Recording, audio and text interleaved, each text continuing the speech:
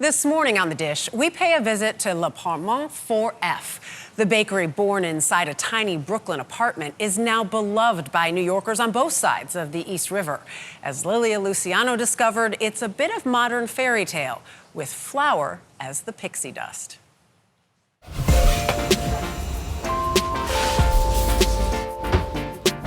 Just off the scenic promenade overlooking the city in charming Brooklyn Heights lies a bakery that feels like the set of a New York City romance. By the lengths of the lines, you'd think everyone in New York is looking for love. And an almond croissant? Yeah. L'appartement 4F began with a meet-cute between a school nurse and a software engineer. We met in a bar in the Upper East Side in 2016. Our eyes crossed, and then we talked.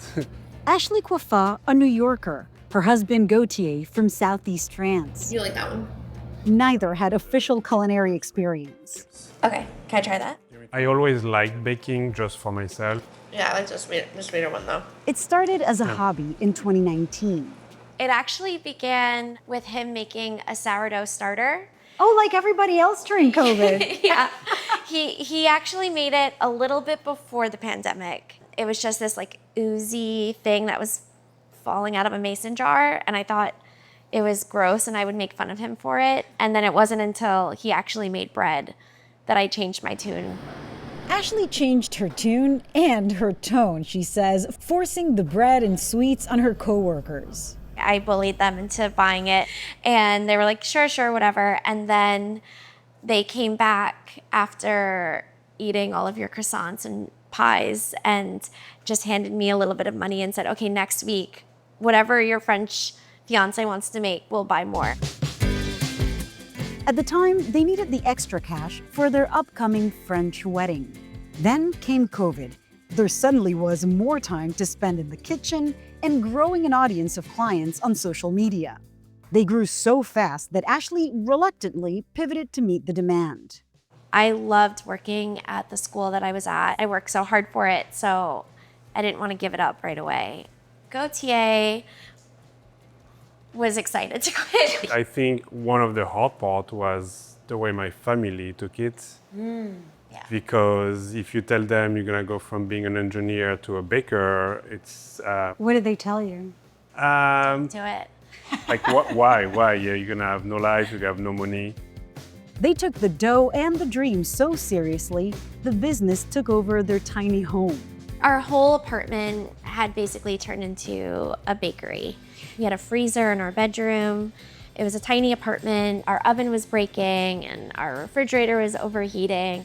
Then serendipity, as if Brooklyn itself had been eavesdropping.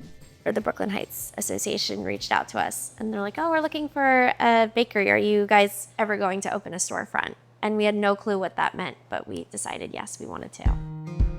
They put everything on the line. Their wedding fund, they racked up credit card debt, launched a Kickstarter, and even borrowed from neighbors. One thing they had was a name. So I remember saying, oh, apartment 4F would be a good idea. But Ashley said, I think we should make it French. The official pronunciation would be l'appartement 4F. They opened in May 2022, and the crowds have not stopped coming.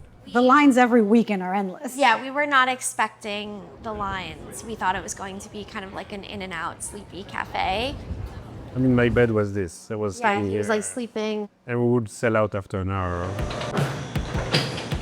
Today they have a test kitchen where dough is shaped, flattened into 28 layers, glazed with butter, and rolled into the perfect croissants.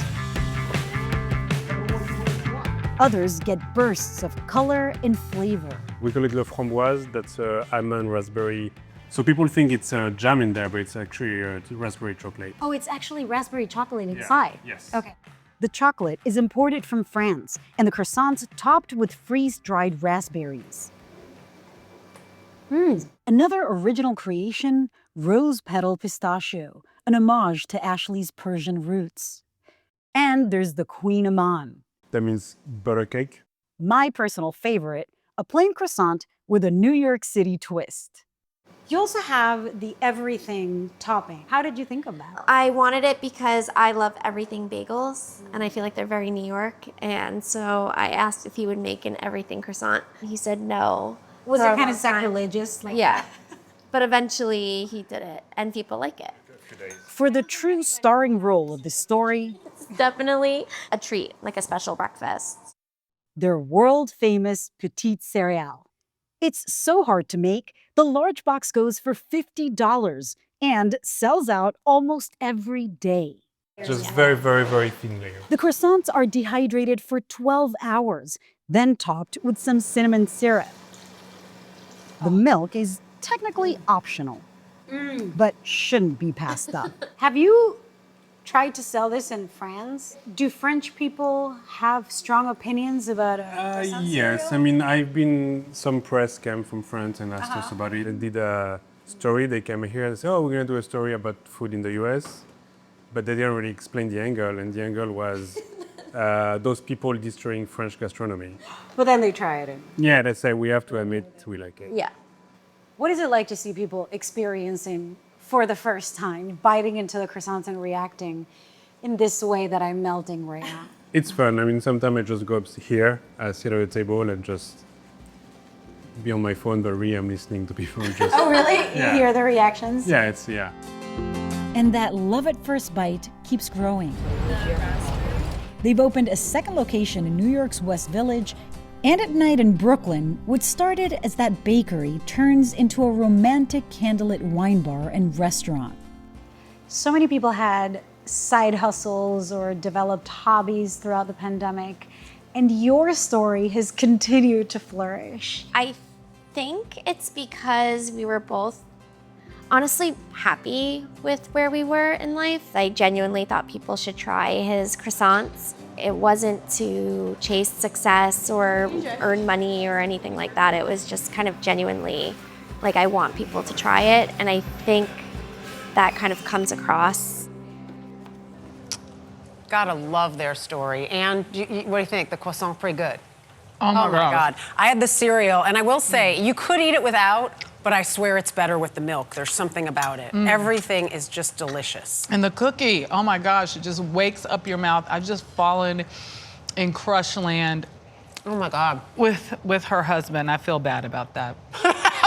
Gautier, I'm sorry. feel bad I'm so about that sorry, for her Ashley. or to I your do. own I do. husband?